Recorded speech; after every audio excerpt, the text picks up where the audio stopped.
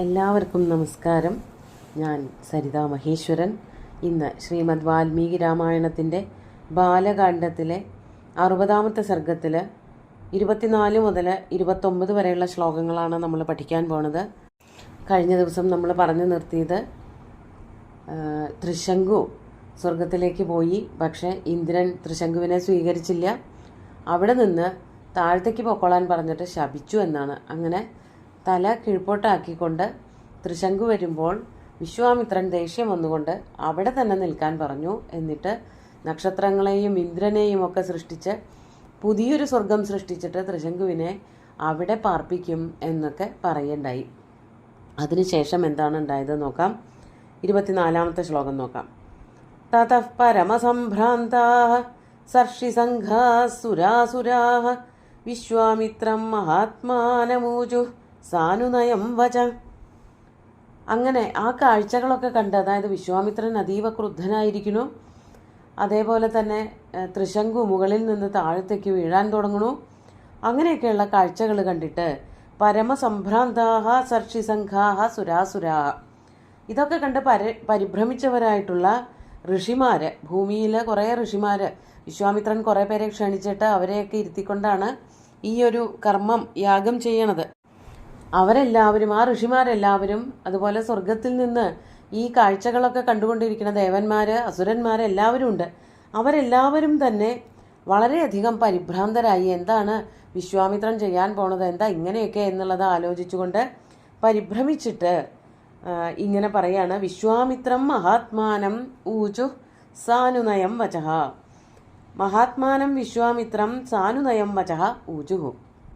മഹാത്മാവായിട്ടുള്ള ആ വിശ്വാമിത്രനോട് എല്ലാ കാര്യങ്ങളും തനിക്ക് ചെയ്യാൻ പറ്റും എന്നുള്ളത് തെളിയിച്ചു കൊണ്ടിരിക്കുന്ന മഹാത്മാവായിട്ടുള്ള വിശ്വാമിത്രനോട് അനുനയത്തോടു കൂടിയിട്ട് ഋഷിമാരും അതുപോലെ ദേവന്മാരും അസുരന്മാരും ഒക്കെ കൂടി ചേർന്നുകൊണ്ട് ഇപ്രകാരം പറഞ്ഞു, വാക്കുകൾ പറഞ്ഞു.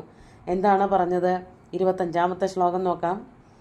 അയം രാജാ മഹാഭാഗ ഗുരുശാപ പരീക്ഷത സശരീരോ ദിവം യാതും നാർഹത്യേവ തപോധന. അയം രാജ, അല്ലയോ മഹാഭാഗ, അല്ലയോ വിശ്വാമിത്ര, ഈ രാജാവ് ത്രിശങ്കു ഉണ്ടല്ലോ, അദ്ദേഹം ഗുരുശാപ പരീക്ഷത. അദ്ദേഹം ഗുരുവിൻ്റെ ശാപം കൊണ്ട് പരീക്ഷതനാണ്, മുറിവേറ്റവനാണ്, അല്ലെങ്കിൽ ഗുരുവിൻ്റെ ശാപം മൂലം കെടുതിയിൽപ്പെട്ടിരിക്കുന്നവനാണ്. ആ ആളെ മറ്റൊരാൾക്കും നേരെയാക്കാൻ പറ്റില്ല, ഗുരുവിന് തന്നെ പറ്റുള്ളൂ. അതുകൊണ്ട് പറയാണ്, ഗുരുവിൻ്റെ ശാപം കാരണം എല്ലാ കഴിവുകളും നഷ്ടപ്പെട്ട്, എല്ലാ രാജപ്രഭാവങ്ങളും നഷ്ടപ്പെട്ടിരിക്കുന്ന ഒരാളാണ് ത്രിശങ്കു. അതുകൊണ്ട് തന്നെ സശരീര ദിവം യാതും ന അർഹതി ഏവ. അല്ലയോ തപോധന വിശ്വാമിത്ര, ഈ ത്രിശങ്കുവിന് സ്വന്തം ശരീരത്തോടു കൂടിയിട്ട് സ്വർഗത്തിലേക്ക് പോകാൻ സാധിക്കുകയില്ല തന്നെ. വെറുതെ സാധാരണക്കാരായിട്ടുള്ള ആൾക്കാർക്ക് തന്നെ സാധിക്കില്ല ശരീരത്തോടു കൂടി സ്വർഗത്തിൽ പോവാൻ. പോരാത്തതിനിപ്പോൾ ശാപമൊക്കെ ഏറ്റുവാങ്ങി, ബ്രാഹ്മണ ശാപം അല്ലെങ്കിൽ ഋഷി ശാപമൊക്കെ ഏറ്റുവാങ്ങിയ ഒരാൾക്ക് ഒരിക്കലും ശരീരത്തോടു കൂടിയിട്ട് സ്വർഗത്തിലേക്ക് പോവാൻ സാധിക്കില്ല. എന്തിനാണ് അങ്ങ് ഈ ഒരു കാര്യത്തിൽ വാശി പിടിക്കുന്നത് എന്നുള്ള പോലെയാണ് ചോദ്യം. എന്നിട്ട് അപ്പം എന്തുണ്ടായത്? തേഷാം തദ്വചനം ശ്രുത്വാ ദേവാനാം മുനിപുംഗവ അബ്രവീത് സുമഹദ്വാക്യം കൗശിക സർവദേവത.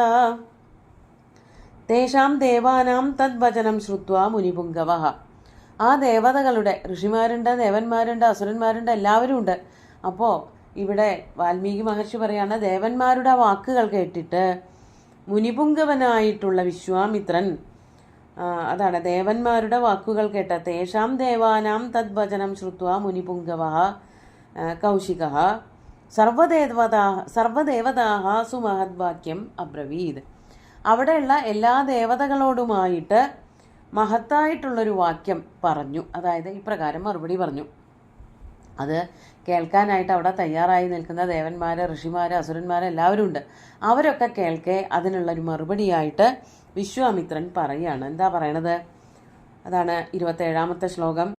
സശരീരസ്യ ഭദ്രം വസ്ത്രിശങ്കോരസ്യ ഭൂപതേ ആരോഹണം പ്രതിജ്ഞാതം നാനൃതം കർത്തുമുത്സഹേ. വഹാഭദ്രം, നിങ്ങൾക്കെല്ലാവർക്കും മംഗളം ഭവിക്കട്ടെ. വിശ്വാമിത്രൻ ഇവരോട് ദേവന്മാരോടൊക്കെ ആയിട്ട് പറയാണ്, നിങ്ങൾക്കെല്ലാവർക്കും മംഗളം ഭവിക്കട്ടെ.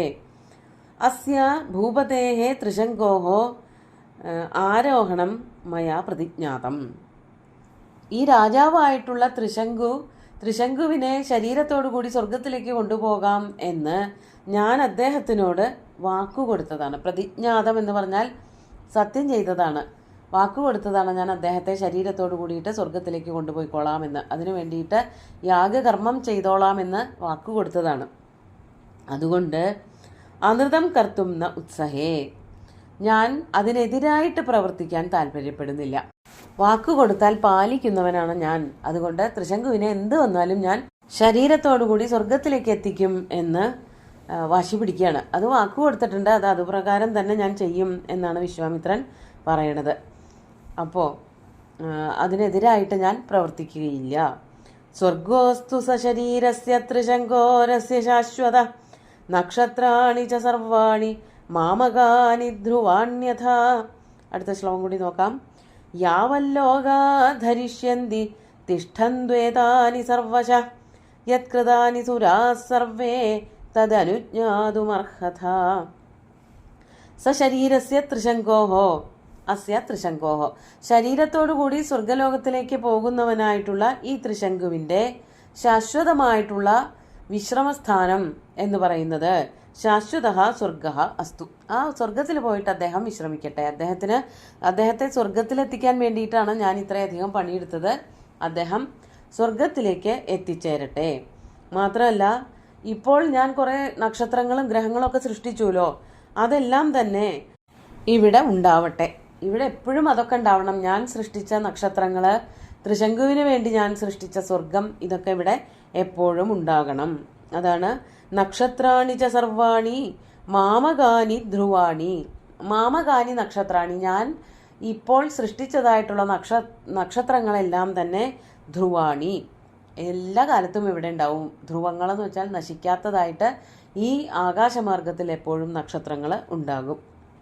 മാത്രമല്ല, യാവൽ ലോകാധരിഷ്യന്തി തിഷ്ഠന്തു ഏതാനി സർവശ, എത്ര കാലം ഇവിടെ ലോകം നിലനിൽക്കുമോ അത്രയും കാലം ഈ നക്ഷത്രങ്ങളും നിലനിൽക്കുമാറാകട്ടെ. ലോകങ്ങൾ നിലനിൽക്കുന്ന അത്രയും കാലം ഈ നക്ഷത്രങ്ങളും നിലനിൽക്കും, അവയ്ക്ക് യാതൊരു നാശവും ഉണ്ടാവുകയില്ല.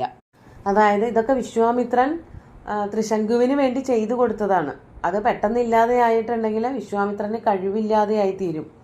അതുകൊണ്ട് എത്ര കാലം ഇവിടെ ലോകങ്ങൾ നിലനിൽക്കുന്നുവോ അത്രയും കാലം ഈ നക്ഷത്രങ്ങളും അതുപോലെ തന്നെ ത്രിശങ്കുവിന് വേണ്ടിയിട്ടുണ്ടാക്കിയതായ സ്വർഗലോകവും ഇവിടെ നിലനിൽക്കണം എന്നാണ് പറയണത്. ദേവതകളോട് പറയാണ് വിശ്വാമിത്രൻ. അതുകൊണ്ട് യത് കൃതാനി സുരാഹ സർവേ തദനുജ്ഞാതും അർഹത. സർവേ സുരാഹ, അല്ലയോ എല്ലാ ദേവന്മാരോടും കൂടിയിട്ട് പ്രാർത്ഥിക്കുകയാണ്. ദേവന്മാരെ അങ്ങ് എല്ലാവരും തന്നെ ഇതെല്ലാം ഇവിടെ ഉണ്ടാകണം. ഈ ലോകം നശിക്കുന്നതിൻ്റെ ഒപ്പം മാത്രമേ പുതിയതായിട്ടുണ്ടാക്കിയതായ ത്രിശങ്കുവിനുണ്ടാക്കിയ സ്വർഗലോകവും നക്ഷത്രങ്ങളും നശിക്കാൻ പാടുള്ളൂ. അതിവിടെ തന്നെ ഉണ്ടാകണം എന്ന് പ്രാർത്ഥിക്കുകയാണ് വിശ്വാമിത്രൻ ദേവതകളോടൊക്കെ കൂടി ചെയ്യണത്. അതായത് ത്രിശങ്കുവിന് താമസിക്കാൻ വേണ്ടിയിട്ട് മറ്റൊരു സ്വർഗലോകം വിശ്വാമിത്രൻ പണിത് കഴിഞ്ഞു. അവിടെ നക്ഷത്രങ്ങൾ, മറ്റ് സാധാരണ നക്ഷത്രങ്ങളും ഇന്ദ്രലോകം എങ്ങനെയാണ് മനുഷ്യരുടെ കൂടെ ഉണ്ടാവുന്നത്, അതുപോലെ ത്രിശങ്കുവിന് സഹായം ചെയ്യാനായിട്ട് ഒരു ഇന്ദ്രലോകവും നക്ഷത്രങ്ങളും ഒക്കെ വിശ്വാമിത്രൻ തൻ്റെ തപശക്തി കൊണ്ട് സൃഷ്ടിച്ചു. അതുകൊണ്ട് ആ ലോകവും നക്ഷത്രങ്ങളുമൊക്കെ ത്രിശങ്കുവിനെ സഹായിച്ചുകൊണ്ട് ഇവിടെ എന്നെന്നും ഉണ്ടാകുമാറാകണം എന്നുള്ളതാണ് വിശ്വാമിത്രൻ ദേവതകളോട് ചെയ്യുന്നതായിട്ടുള്ള പ്രാർത്ഥന. അത് കഴിഞ്ഞിട്ട് എന്താ ഉണ്ടാവണത് എന്നുള്ളത് അടുത്ത ദിവസം നോക്കാം. ഇന്നത്തെ ശ്ലോകങ്ങൾ ഒന്നുകൂടി ചൊല്ലാം.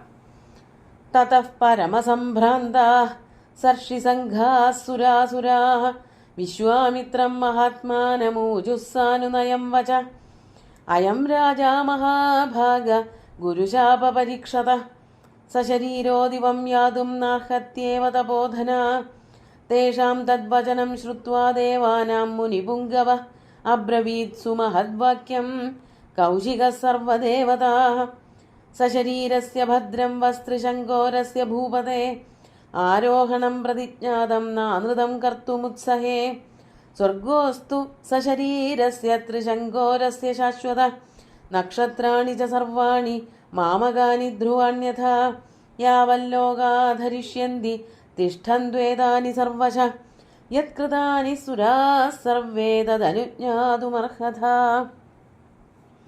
ഇങ്ങനെ ദേവന്മാരുടെ കയ്യിൽ നിന്നും ലോകം നിലനിൽക്കുന്ന അത്രയ്ക്കും കാലം ത്രിശങ്കുവിന്റെ ലോകങ്ങളും നക്ഷത്രങ്ങളും നിലനിൽക്കണമെന്നുള്ള അനുജ്ഞ, സമ്മതം വിശ്വാമിത്രൻ വാങ്ങിക്കണതായിട്ടാണ് ഇവിടെ പറഞ്ഞിരിക്കുന്നത്. ബാക്കി കഥകൾ അടുത്ത ദിവസം നോക്കാം. സുന്ദരമായിട്ടുള്ള ശ്ലോകങ്ങൾ ഭഗവാൻ ശ്രീരാമചന്ദ്രന്റെ കാൽക്കൽ അർപ്പിച്ചുകൊണ്ട് ഗുരുവായൂരപ്പനെ സാഷ്ടാംഗം നമസ്കരിച്ചുകൊണ്ട് എല്ലാവർക്കും ശുഭദിനം നേർന്നു നിർത്തട്ടെ. നന്ദി.